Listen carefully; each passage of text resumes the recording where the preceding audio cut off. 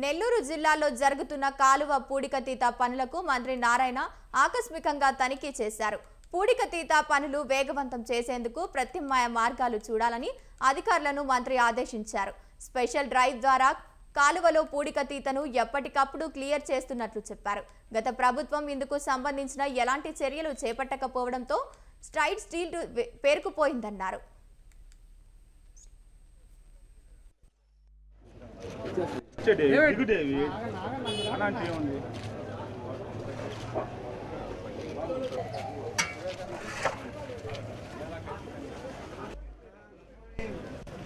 జనరల్గా వర్షాలు వచ్చినప్పుడు నీళ్లు ఫ్రీగా ఫ్లో అవ్వాలంటే సిల్ట్ తీసేయాలి.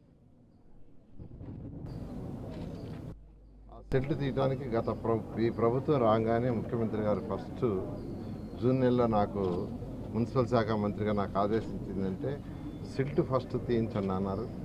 దానికి స్పెషల్గా ఒక 50 కోట్లు గ్రాంట్ కూడా ఇచ్చారు. ఈ రాష్ట్రంలో ఉన్న 123 మున్సిపాలిటీస్ తీయడానికి.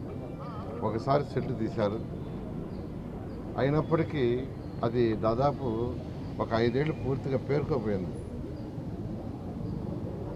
రాయిలాగా తయారైపోయింది కొన్ని దగ్గరలో. దానికి యాక్చువల్గా మళ్ళా ముఖ్యమంత్రి గారు పూర్తిగా బాటం వరకు సిల్ట్ పూర్తిగా తీసేటట్టుగా డైరెక్షన్ చేయండి, వర్షాలు వస్తున్నాయి జూన్ జూలైలో అనే దాంతో రాష్ట్రం అంతా మొదలుపెట్టాం సిల్ట్. ఆ నేపథ్యంలో నెల్లూరులో కూడా యాక్చువల్గా సిల్ట్ తీసే కార్యక్రమం చిన్న కెనాల్స్లో, పెద్ద కెనాల్స్లో పోయినసారి తీసాము.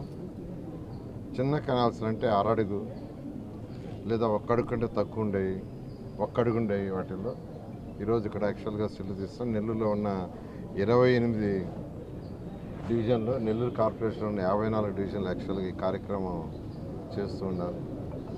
ఈ నెలాఖరాకి 100% సిల్ట్ బాటం దాకా తీయాలని ఆదేశం జరిగింది. ఆ డైరెక్షన్లో ఈరోజు కమిషనర్ కావచ్చు, హెల్త్ ఆఫీసర్ కావచ్చు వాటి చేస్తున్నారు.